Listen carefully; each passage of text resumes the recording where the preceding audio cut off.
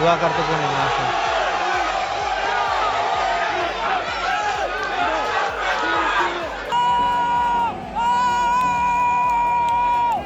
Wasitnya geblek.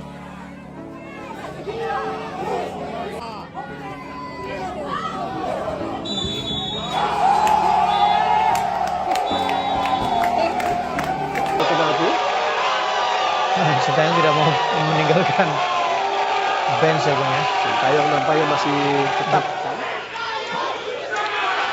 Karena sudah mendapatkan hukuman kartu merah. 인도네시아를 이끄는 신태용호는 그동안 수많은 드라마를 연출해냈습니다. 특히 아시안컵 8강 무대에서 한국을 물리치며 4강 진출을 이루어낸 것은 이니 국민들이 다시는 경험하지 못할 꿈과 같은 순간이었죠. 그러나 파리 올림픽 진출을 꿈꿨던 신태용호의 여정은 여기서 마무리하게 되었습니다. 마지막 올림픽 진출 티켓 한 장을 놓고 펼친 인도네시아와 기니 대표팀의 U23 플레이오프에서 인니는 악전고투 끝에 1대0으로 무릎을 꿇으며 그동안 갔던 스토리가 막을 내리게 되었습니다. 하지만 저번 우즈벡과의 경기도 그렇고 이번 기니와의 경기마저 인니 대표팀은 말도 안 되는 심판 판정을 다시 한번 당하면서 신태용 감독의 분노는 폭발해버리고 말았습니다. 우즈벡전과 이란전에 이어 심지어 이번 기니전까지 3번 연속, 그것도 올림픽 진출이 걸린 가장 중요한 경기들에서 유독 인니 대표팀을 향해서만 일방적인 편파 오심이 나온다는 것은 참으로 의심스러운데요. 이번 경기, 인니는 절대적인 약자의 입장으로 평가받으며 경기장에 들어섰습니다. 그럴 만도 한 것이 기니의 피파 랭킹은 76위이고 인도네시아는 134위에 불과합니다. 거의 60계단 차이나 나는데 과연 그 누가 인도네시아에 배팅하려 들까요? 하지만 신태용은 지금까지 아시아의 거인들을 무너뜨리는 자이언트 킬링을 수도 없이 연출해낸 감독이었습니다. 우즈벡과 이란전도 정말 아쉽게 패하기는 했으나 경기력에서는 결코 밀리지 않았죠. 그리고 그것은 이번 기니전도 마찬가지였는데요. 인니는 특유의 조직적인 압박을 통해 기니 대표팀을 괴롭혔습니다. 기니는 피지컬을 앞세운 탄력 넘치고 리듬감 있는 축구를 구사했지만 적어도 전술에서는 확연히 인도네시아가 앞서는 모습을 보여줬습니다. 그러나 역시 인도네시아의 발목을 잡은 것은 선수 개인 간의 체급 차이였습니다. 특히나 성인 대표팀도 아닌 연령별 대표팀은 아직 선수들의 신체적인 성장이 채 끝나지도 않았기 때문에 어린 시절부터 피지컬 부분에서 두각을 드러내는 기니 선수를 상대로 스피드와 힘싸움에서는 인니 선수들이 상대가 안 되었죠. 기니 대표팀은 탄력 넘치는 플레이를 통해 측면을 부수며 인니를 괴롭혔습니다. 그리고 27분 인니 대표팀은 완전히 뒷공간이 뚫렸고 기니의 공격수는 박스 안으로 성큼성큼 달려가다 그만 넘어지고 말았습니다. 옆에 인도네시아 수비수가 가까이 밀착되어 있기는 했으나 아무리 리플레이를 돌려봐도 제대로 된 접촉 장면은 보이지 않았는데요. 그러나 놀랍게도 주심은 페널티킥을 선언하면서 다시 한번 판정 논란에 휩싸였습니다. 오히려 이것은 기니 공격수의 다이빙에 가까운 헐리우드 액션이었는데요. 느린 장면을 자세히 살펴봐도 발과의 접촉은 일절 없었으며 기니 공격수가 PK를 얻기 위해 미리 넘어지고 있는 것을 확인할 수 있었습니다. 심지어 정말 접촉이 있었다 한들 파울이 발생한 시점은 페널티 박스 바깥쪽이기 때문에 박스 안쪽을 가리키는 주심의 제스처는 더욱 말이 안 되었는데요. 지난 아시안컵에서는 비디오 판독을 확인한 후에도 일관적으로 오심 판정을 유지해 논란이 되었지만 이번 플레이오프에는 비디오 판독조차 존재하지 않았습니다.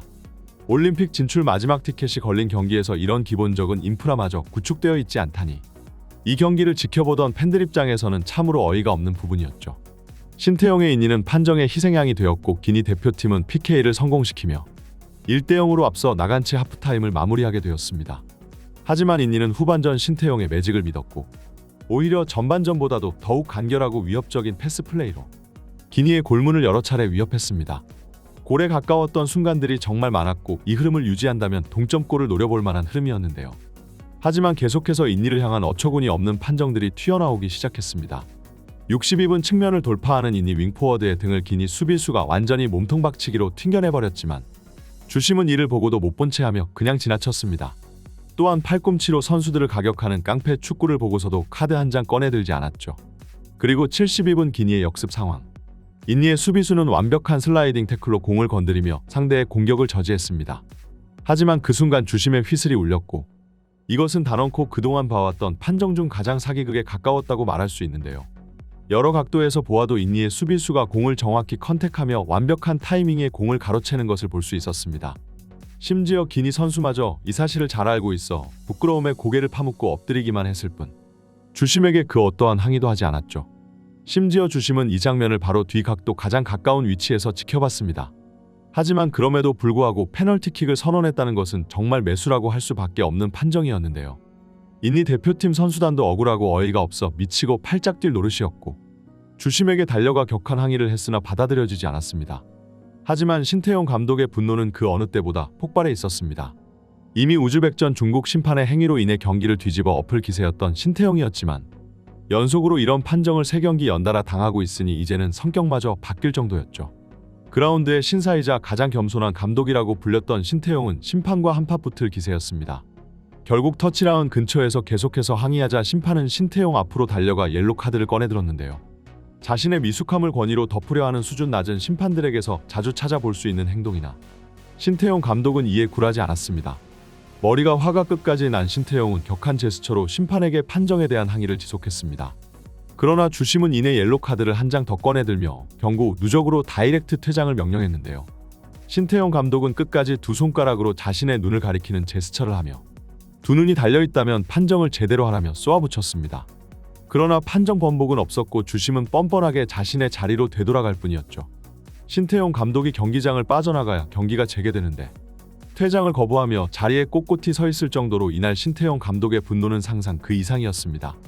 하지만 심판의 독촉에 신태용 감독은 분을 삭히며 터널 밖으로 빠져나갔고 이내 경기는 재개되었습니다. 그러나 놀랍게도 기니 대표팀은 이 상황에서 페널티킥을 실패하면서 다시 인니 대표팀에게 기회가 찾아왔는데요.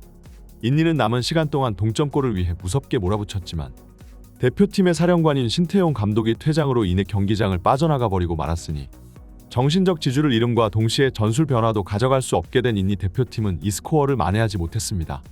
그리고 경기 종료 휘슬이 울렸고 인니 대표팀은 정말이지 역겹고 더러운 경기를 경험하면서 파리 올림픽 진출을 눈앞에 두고 무릎 꿇고 말았습니다. 신태용 감독은 지난 몇 경기 동안 전부 전술 싸움에서 승리했습니다. 피파 랭킹 100위권 밖의 인도네시아로 이 정도 성과를 달성함과 동시에 경기력까지 함께 잡아내는 건 정말 감독으로서의 위대함을 증명했다고 볼 수 있죠.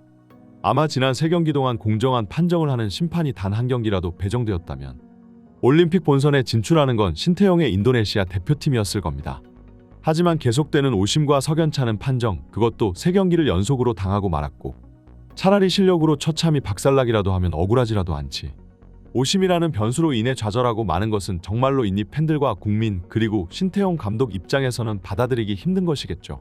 하지만 이 와중에 몇몇 인니 팬들은 배은망덕하게도 유튜브 댓글을 통해 신태용 아웃을 외치며 올림픽 진출 실패에 대한 책임을 묻고 있는데요.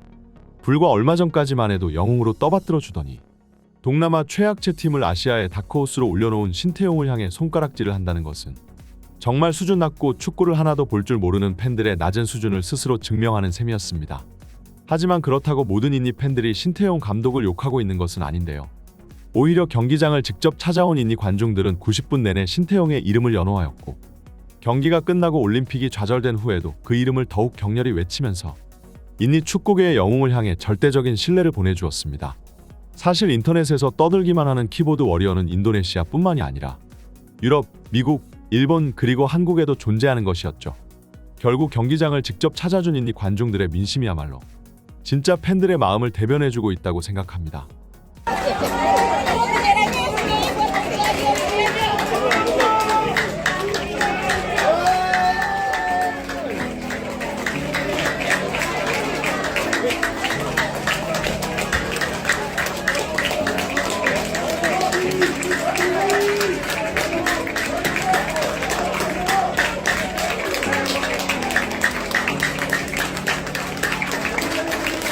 인도네시아의 축구협회장은 기자회견을 통해 여전히 신태용 감독을 믿고 있다고 얘기했습니다.